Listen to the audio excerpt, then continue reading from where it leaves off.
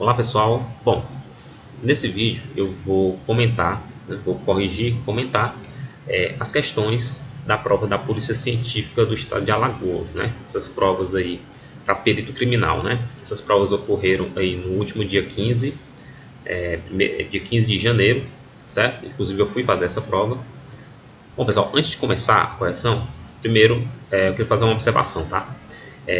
O cargo para o qual eu fiz a prova, ele englobava engenharia elétrica, engenharia eletrônica, engenharia de telecomunicações e engenharia de comunicações, alguma coisa assim, tá? Então, nessa área, essa prova englobava 4 áreas, tá? E tem assuntos até relativamente distintos, tá bom? Então, assim, aqui nesse vídeo eu vou fazer só aquelas questões em que eu sabia, né, que eu sei, que eu tenho um relativo domínio, aquelas que eu não tenho, assim, tanto domínio para poder corrigir e comentar alguma coisa, aí eu não vou comentar essas questões, tá? São questões mais relacionadas à parte mais de eletrônica e de comunicações, ok? Mas as outras eu consegui desenrolar tranquilamente, tá bom? Então, vamos começar, né, pessoal? Então aqui a gente tem as 4 primeiras questões, né, que são relativas ao tema de eletrônica de potência, tá? Então vamos lá. Então, gente, a questão 81 a 84, você tinha que responder com base nesse circuito aqui, nessa topologia desse conversor. Ok. Então, primeiro de tudo era você saber que conversor é esse aí. Ok? Então, esse daqui, gente, é um conversor CC-CC. E ele é um conversor denominado conversor forward. Ok? É um conversor forward. Bom, mas o que é um conversor forward? Ele é basicamente um buck. Ele é um buck isolado, tá? Então, é um conversor buck isolado, tá bom? Eu acredito que essa questão, ela derrubou bastante candidato, porque, assim, eletrônica de potência não é uma disciplina que todo mundo que estuda elétrica se aprofunda, tá? E esse tipo de conversor, e geralmente, o pessoal fica mais na superfície, mais naqueles conversores não isolados, que é o buck, o boost e o buck boost, tá? Então, essa topologia talvez tenha pegado muita gente de surpresa, ok? Mas, ok, você tem que saber se é um conversor CC-CC de topologia buck isolado, tá bom? Então, vamos julgar os itens a seguir, né? Questão 81. O conversor apresentado pode operar como elevador ou abaixador de tensão, né? Errado. A gente viu, né? Ele é um conversor abaixador, que é o buck, só que ele é isolado, tá bom? Então, errada, certo? Certinho aí. O conversor apresenta tensão contínua na entrada e tensão alternada na saída. Errado também, né? Errado. É um conversor CC-CC. Então, ele apresenta tensão contínua na entrada e tensão contínua na saída. Tá bom? Então, aqui está errado. Essa parte está errada. O conversor do circuito é construído a partir da isolação da entrada do conversor buck-boost. Está errado, né? Essa parte aqui está errada. Ó, ele é construído a partir da isolação da entrada do conversor buck. Ok? Aqui você tem, ó, esse transformadorzinho aqui, ó, que é o transformadorzinho de alta frequência, né? 84. O conversor realiza a isolação galvânica entre a tensão de entrada e tensão de saída. Correto. Né? O transformador faz isso aqui. Tá? Oi? Então vamos para a próxima questão. Né? As próximas questões. Bom, então essa questão aqui você tem esse circuito combinacional, né? Questão relacionada à eletrônica digital. Então vamos lá. A 93. O circuito apresentado pode ser simplificado para essa expressão lógica, né? A igual a B barrado mais C sem barra, né? Então vamos lá, gente. Como é que a gente faz isso? Então a gente sempre começa partindo da saída para as entradas, né? Para fazer a expressão lógica. Então, primeira porta a gente tem o quê? Uma porta OU, ok? Então a nossa expressão vai ser Y, vai ser uma soma, né? Vai ser uma soma aqui, ó. Bom, a primeira entrada, ela vem de onde? De onde ela provém? Ela provém de uma porta AND, uma multiplicação das 3 entradas, né? Então, ó, essa primeira entrada é A, B, C. A vezes B vezes C. Né? Uma porta AND de 3 entradas. A segunda entrada dessa porta OU, ela vem de uma porta AND de 2 entradas. Então, aqui, ó, o que eu tenho? Eu tenho basicamente uma multiplicação, né? Ó. da primeira entrada e da segunda entrada. Ok, na primeira entrada dessa IND, eu tenho outra IND, ok, de 2 portas. E essa primeira porta está na entrada A e a segunda porta está na B barrado, né? Você tem uma porta inversora aqui. Então, essa porta vai ser o quê? Vai ser A vezes B barrado. Ok? Bom, agora vamos para a segunda porta, né? A segunda entrada aqui dessa IND. Ela é uma negação, né? Você tem aqui uma... vai ser barrado, né? Porque tem uma porta NOT toda aqui. E ela é uma porta IND, né? Uma NAND. Cujas 2 entradas estão barradas das entradas A e C. Então, nós temos A barrado vezes C barrado. Tudo isso barrado, tá bom? Então, está aqui a nossa expressãozinha. Então, o que a gente tem que fazer é simplificar ela até ver se a forma mais simplificada chega nessa que a assertiva mostrou, tá bom? Então, vamos simplificar aqui. ABC. Bom, a primeira simplificação que a gente pode fazer é essa aqui, né? Ó. A gente usa a propriedade da álgebra de Boole. Sabemos que x vezes y, tudo barrado, é a mesma coisa do que a mais x barrado, tá? São a identidade que a gente vê na álgebra booleana. Então, isso aqui vira o quê? Vira barrado, duplo barrado, a mais c. Ok? Então, duplo barrado, o que acontece? A gente elimina. Então, simplificando, o que é que nós temos aqui? Temos A, B, C, multiplicando A mais C. Bom? Então, vamos aí. Vamos simplificar ainda mais. Vamos aplicar a propriedade distributiva aqui. Bom, A vezes B barrado vezes A é A vezes B barrado, né? Porque A vezes A, né? Uma entrada vezes a própria entrada, vai dar a mesma entrada. Então, aqui fica A, B barrado. E aqui vai ficar o quê? A, B barrado, C. Tudo bem? Ok. Vamos lá. Então, o que a gente pode isolar aqui? Ó?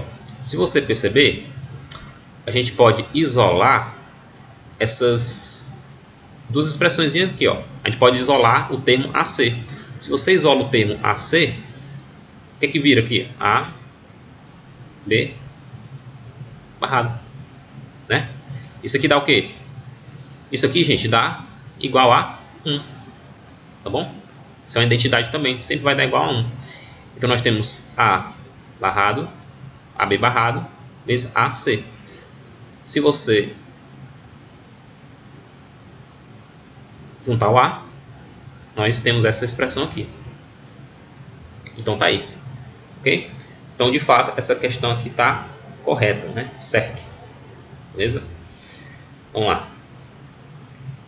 Para aumento de desempenho quanto à velocidade, o circuito mostrado deve ser implementado com TTL Schottky de baixa potência ao invés da família TTL padrão.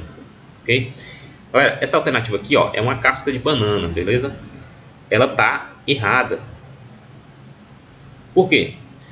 Então, a princípio, né, a família TTL Schottky, ela é mais rápida, né, do que a TTL padrão. Mas, ó, a palavrinha-chave aqui, ó, é a TTL Schottky de baixa potência, tá?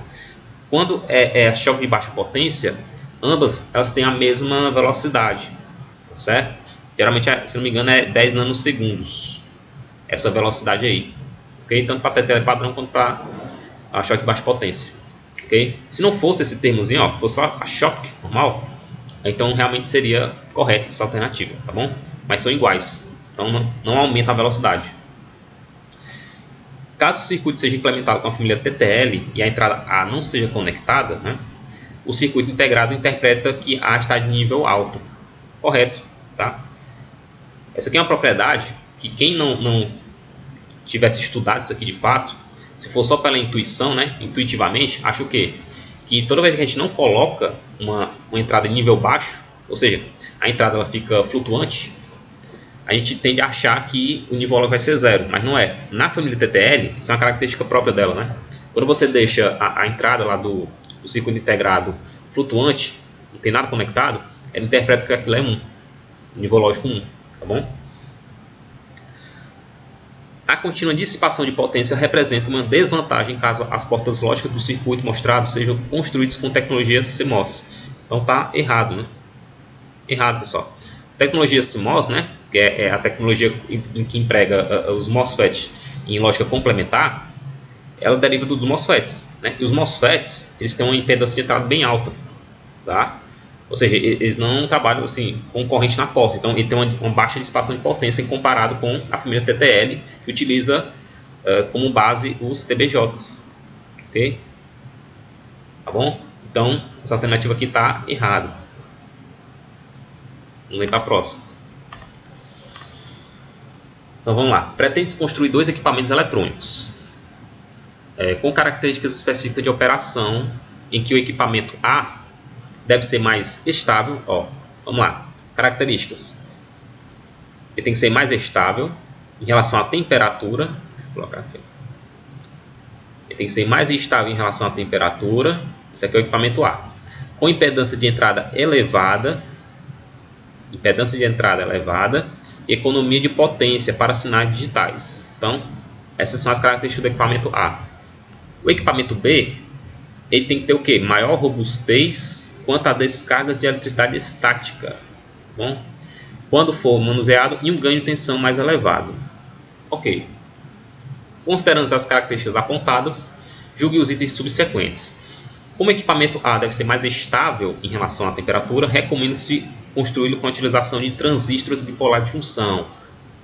Tá errada, galera. Errada, né? Os TBJs, né? Os TBJs, eles são sensíveis à variação de temperatura, tá? O ganho deles, ó, o ganho beta, ele é bastante sensível às variações de temperatura. Então é por isso, inclusive, que existem aqueles circuitos de polarização de transistores, né? TBJs, justamente para você poder diminuir a influência desse beta aí no circuito, tá? Por quê? Por causa da suscetibilidade à temperatura, né? desse parâmetro aí. Bom, 98. As especificações desejadas para o equipamento B serão obtidas caso ele seja construído com diodo Zener, né? Que não tem nada a ver, né? Nada a ver. Pois é, nada a ver aqui. Diodo Zener não tem nada a ver, tá? Aqui geralmente está relacionado com transistores, né? Então não tem nada a ver jogar diodo Zener na jogada aqui. O Zener, ele é um dispositivo utilizado principalmente para estabilizar a tensão, né? Então não tem nada relacionado a isso.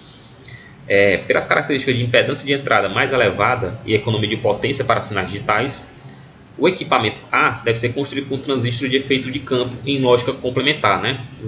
A tecnologia CMOS. Tá? Então, a impedância de entrada mais elevada e economia de potência para sinais digitais, correto?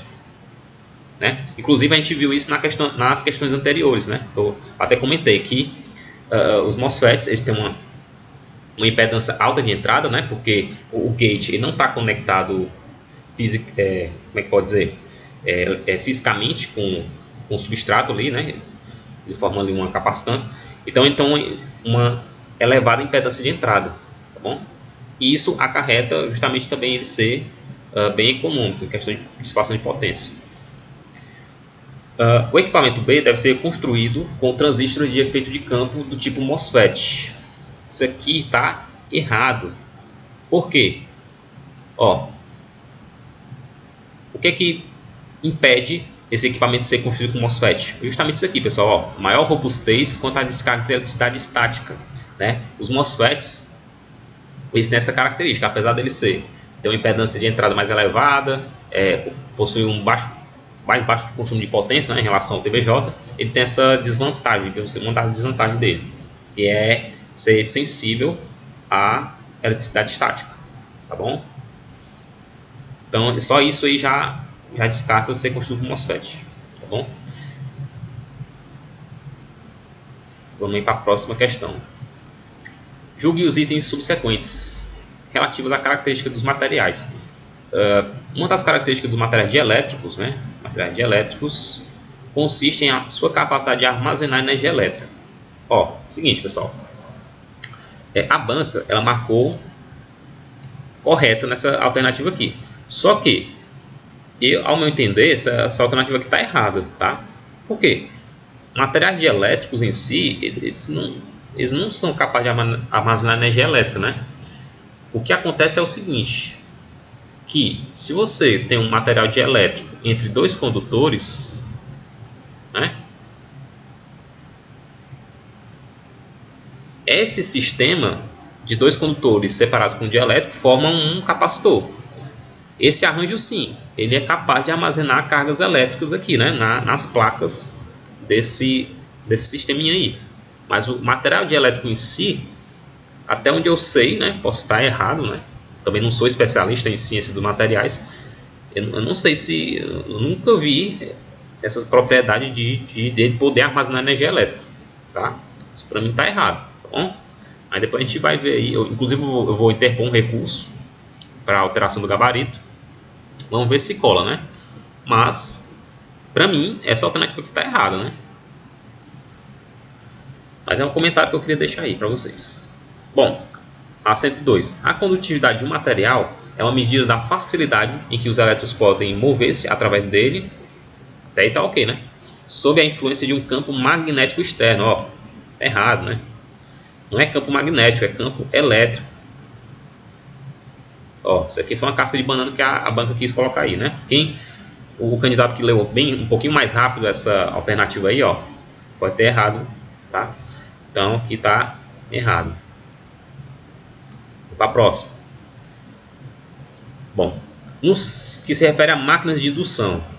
Considerando-se um motor de indução trifásico de 4 polos, alimentado por uma rede de 380 e 60 Hz, que desenvolve velocidade nominal de 1.600 RPM.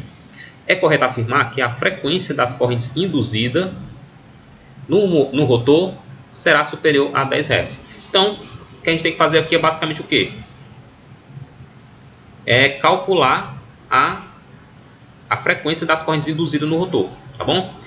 Qual é a fórmula que a gente utiliza? Essa fórmula aqui, ó. As frequências no rotor, ela vai ser igual ao escorregamento vezes a frequência do campo magnético girante, né? No caso, a frequência da rede. Tá? Então, vou até colocar aqui a frequência. Vou colocar essa frequência aqui, ó, frequência síncrona, tá? A frequência da rede. Bem, então a nossa tarefa é calcular isso aqui. Bom, a gente tem os dados da questão, né? Ó, quais são os dados? Você tem o número de polos, 4. A frequência síncrona vai ser a mesma frequência da rede, então 60 Hz. 60 Hz. A tensão 380, nesse caso aqui vai ser irrelevante, tá? A gente não vai precisar da tensão, não. Então, pronto. Então, a gente tem essa fórmula.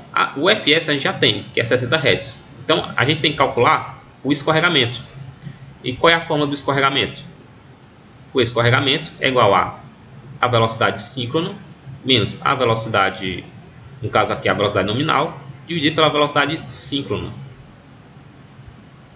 Só que, mais uma vez, qual vai ser a velocidade síncrona, né? Aí a gente tem outra fórmula. A velocidade síncrona, ela é o quê? Ela vai ser 120 vezes F, a frequência síncrona, sobre o número de polos. Então, a gente vai primeiro calcular isso aqui. Calculamos isso aqui, depois para a fórmula final. Então, deixa eu ver aqui. Então, NS vai ser igual ao quê? 120, a frequência é 60 Hz, a frequência da rede, e o número de polos é 4. Fazer essa continha básica aqui vai dar 1.800 RPM. Tá? 1.800 RPM. Com isso, a gente calcula o escorregamento. O escorregamento vai ser o quê? Vai ser 1.800 menos 1.600 dividido por 1.800. Esse aqui vai dar 200 sobre 1.800, corta os dois zeros, a gente tem 1 sobre 9. Então, esse vai ser o escorregamento, certo? E por fim, a frequência rotórica vai ser o quê? Vai ser 1 sobre 9 vezes 60. Isso aqui vai dar aproximadamente, né? Vai dar uma dízima periódica, vai dar 6,6666 e assim vai. Hertz. Ok?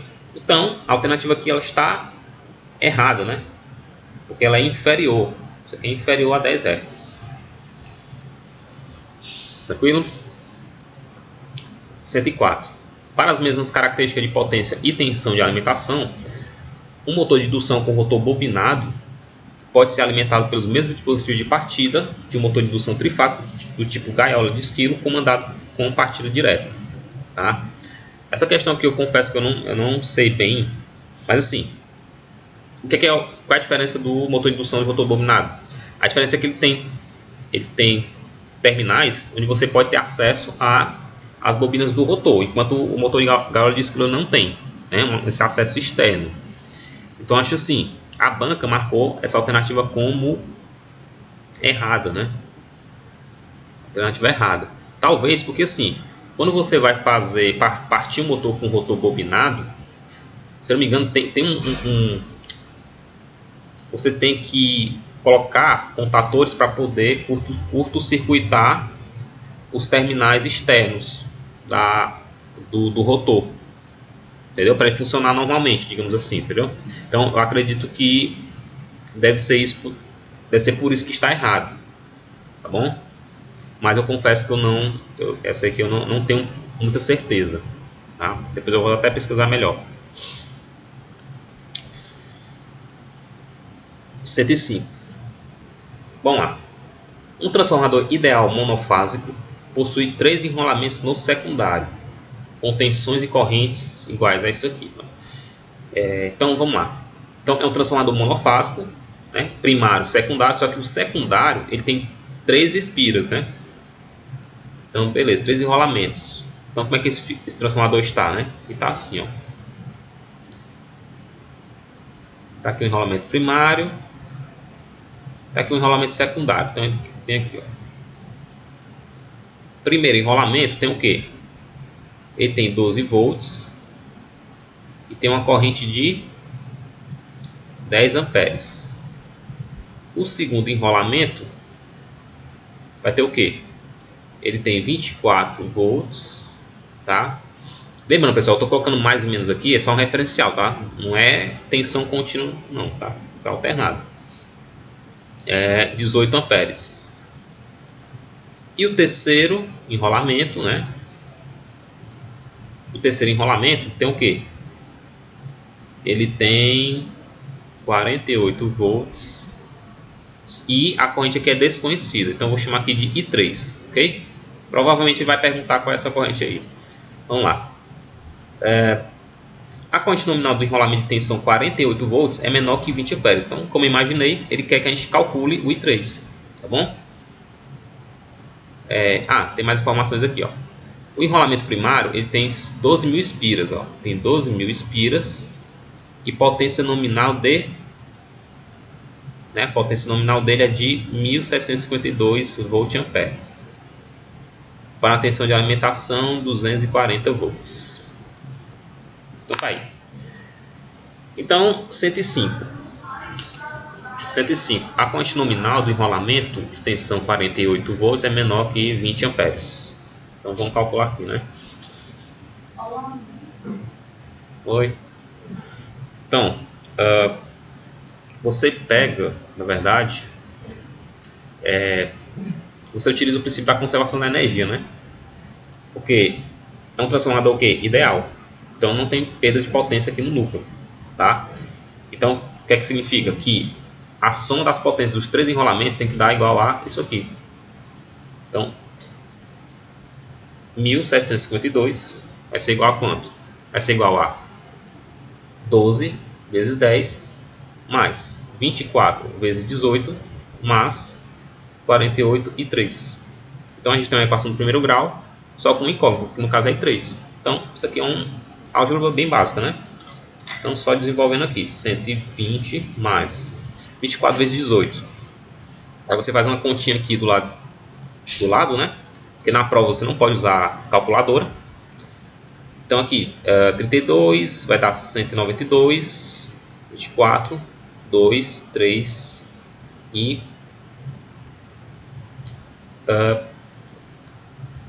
472, né? Deixa eu ver aqui se eu fiz tudo correto. 192. É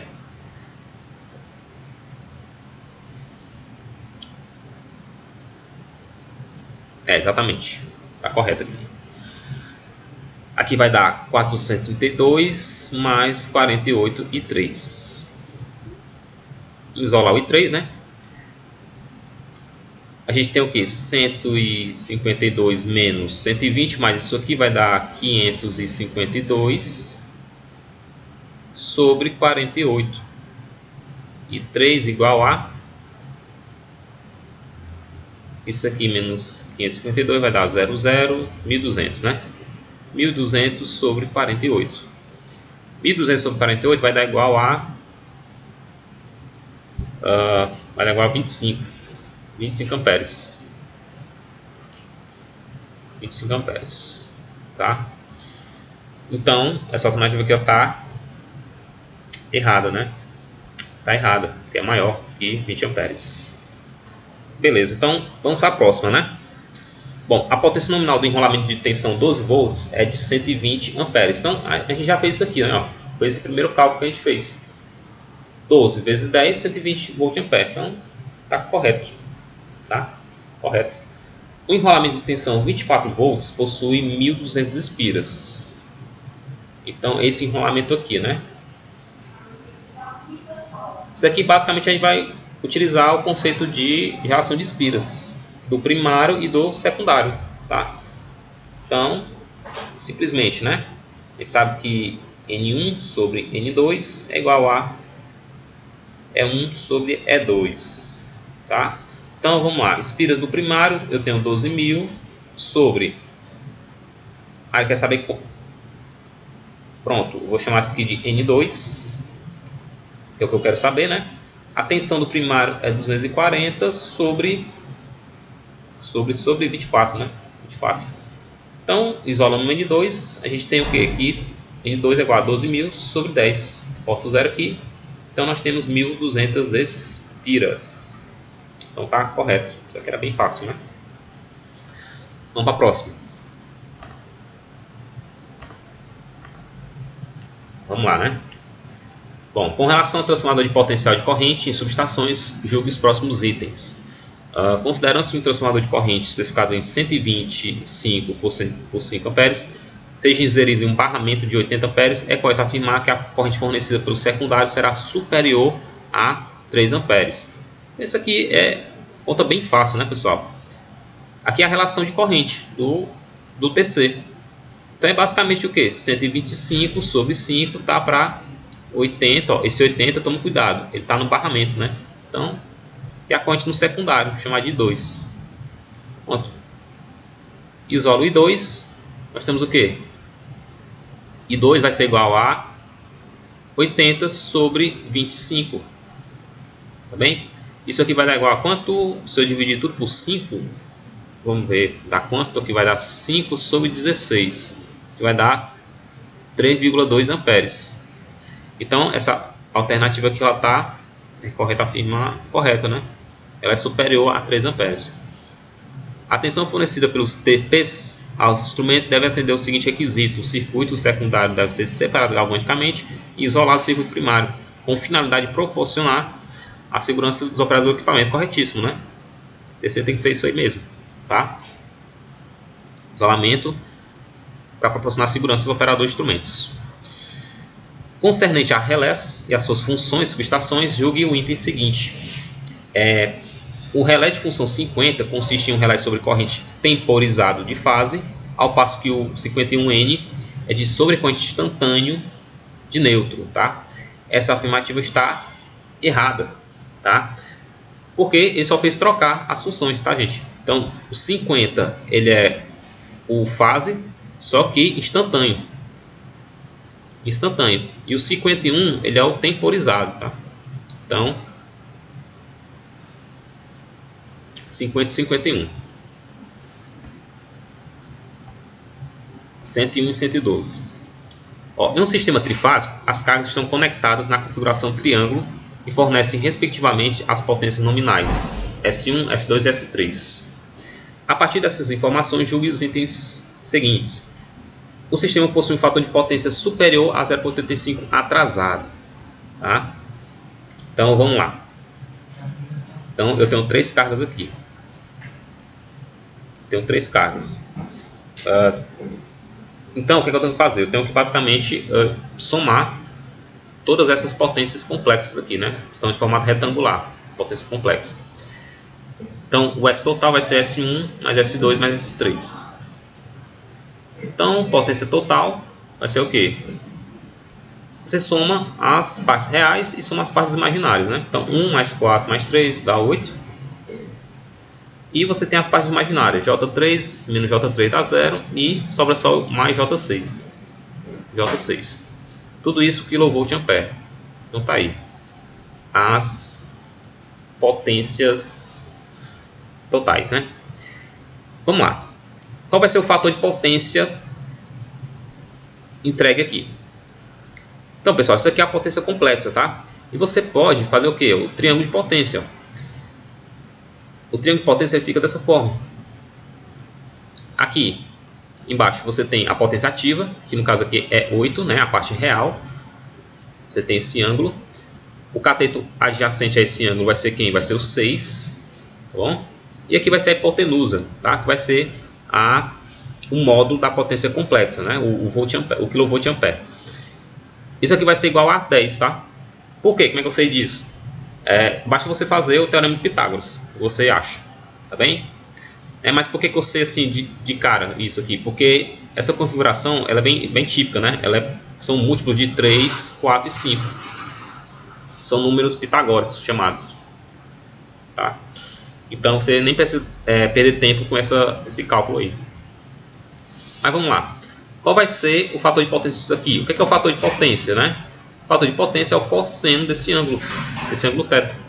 E o que é o cosseno? É o que? É o cateto adjacente, 8, sobre a hipotenusa, que é 10. Então nós temos aqui 0,8. E esse fator de potência, ele é adiantado, tá? Porque a parte imaginária, ela é positiva. Então, aqui está duplamente errado, né? O fator de potência, ele é inferior a isso aí. E ele é adiantado. Então, está errado. Errado. Vamos lá. A potência ativa total liberada pelo sistema trifásico é superior a 10 kW. Está errado, né? Ó. Vem aqui, ó. A parte real da potência complexa, pessoal, é a potência ativa. Que no caso aqui a potência ativa vai ser igual a 8 kW. Então tá errado também essa alternativa aí. A próxima. Uma rede trifásica equilibrada alimenta 2 circuitos para aquecimento. Cada circuito possui 3 resistores de potência, para aquecimento, com os mesmos parâmetros, tá? Então tudo é igual a R. No primeiro, os resistores estão conectados em estrela e o segundo em triângulo. Então vamos lá, como é que está isso aqui? Então você tem um sistema, aqui é um sistema, uma rede trifásica, tá? Então a primeira carga está em estrela, então você tem aqui, ó,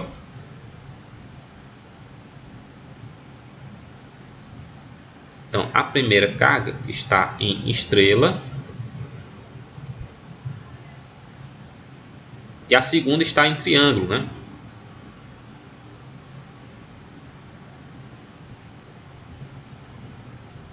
A segunda está em triângulo. Tudo bem? Todas elas têm o mesmo resistor, R. R, R, R, R. Então vamos lá. Na configuração em estrela, ou Y também, os resistores consomem uma potência ativa 3 vezes maior que a potência ativa liberada na configuração em triângulo. Então, como é que a gente vai fazer aqui? A gente vai calcular a potência ativa consumida aí nas duas configurações, tá? Então, primeiramente na configuração em triângulo, né? Bom, na configuração em triângulo, o que é que eu vou fazer? Eu vou calcular a potência em um resistor e vou multiplicar por 3, porque são todos iguais. Então, aqui vai ficar 3 vezes. Qual vai ser a potência aqui dissipada nessa resistência? Ó, a rede elétrica tem a mesma tensão, então eu vou colocar a mesma tensão de linha para os dois. Vou chamar de V, essa tensão de linha aqui, tá? Então, na configuração em triângulo, os resistores estão submetidos à tensão de linha. No caso é V mesmo. Então, a gente tem o quê? Potência V ao quadrado sobre R. Então, essa aqui vai ser a potência dissipada na configuração em triângulo. Tá bom? Na configuração em Y, o que é que eu tenho? Estrela, né? Eu tenho 3 vezes. Agora, qual é a tensão nos terminais de um resistor desse aqui? Vai ser a tensão de fase, não vai ser a tensão de linha. E a tensão de fase vai ser o quê? Vai ser V sobre raiz de 3, isso aqui ao quadrado, né? Sobre R. Fazendo esse cálculo, né? Raiz de 3 ao quadrado vai dar 3. 3 elimina esse 3. O que sobra? V ao quadrado sobre R. Então, o que a gente tem de conclusão? Que a potência dissipada na configuração triângulo ela é 3 vezes maior do que a configuração em estrela. Então, isso aqui está errado, né? Está errado, ó. É o contrário. Ó. Ele está dizendo o quê? Que a potência em estrela consome 3 vezes maior. É o contrário, é 3 vezes menor, né? Bom, nas duas configurações, os resistores estão sob a mesma diferença de potencial. Está errado, né? Errado. Eu mostrei isso aqui no cálculo. Quando você está, a carga está em triângulo, ela está submetida à tensão de linha. Quando ela está em estrela, ela é submetida à tensão de fase. Né? Ou seja, é raiz de 3 sobre 2. Perdão, sobre raiz de 3, né? 3 sobre 2 não. Vamos para a próxima. As últimas, né? Vamos lá. A partir das figuras precedentes do círculo de potência e comando de um motor trifásico, julgue os itens a seguir. Caso o motor possua 6 terminais acessíveis e potência nominal de 5 CV, com tensão trifásica 220, 380, 60 Hz, então, para uma rede de alimentação de 380 V, o motor deverá ser ligado na configuração estrela, que está correto. Correto, né? Isso aqui você pode até ver em qualquer placa de motor. O seguinte, quando você tem essas duplas alimentações, a bobina ela tem que estar submetida a 220 volts. Então, geralmente, ó, em triângulo, ela vai receber 220. Né? Quando você tem uma rede de 220, você coloca em triângulo. E para uma rede 380, isso aqui de linha, tá? Você coloca na configuração estrela. Geralmente você vê isso aí nas placas do motor, inclusive.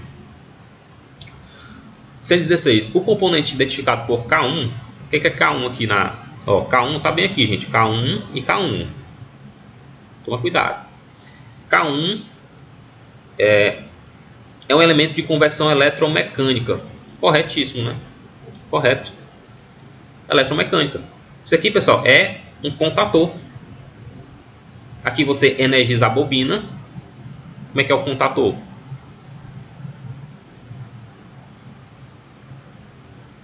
Você tem um núcleo de ferro aqui, energizado. E você tem contatos eletromecânicos, né? Perdão, não é assim, né? Você tem contatos aqui, ó.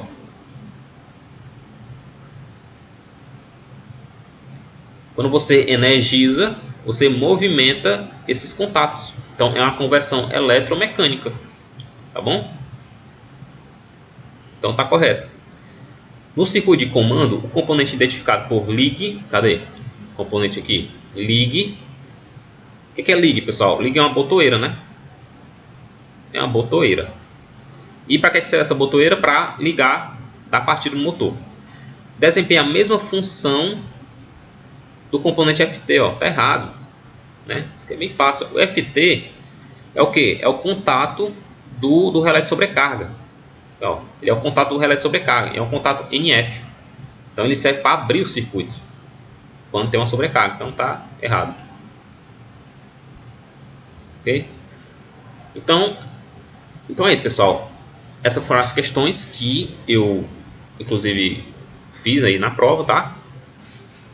As outras questões, se eu não me engano, foram umas 10 que eu deixei até em branco, né? Eram questões que eram bem mais da parte de telecomunicação, de comunicação, e eu não me arrisquei. Mesmo até para estudar depois para mostrar para vocês, eu não teria o domínio necessário para comentar essas questões.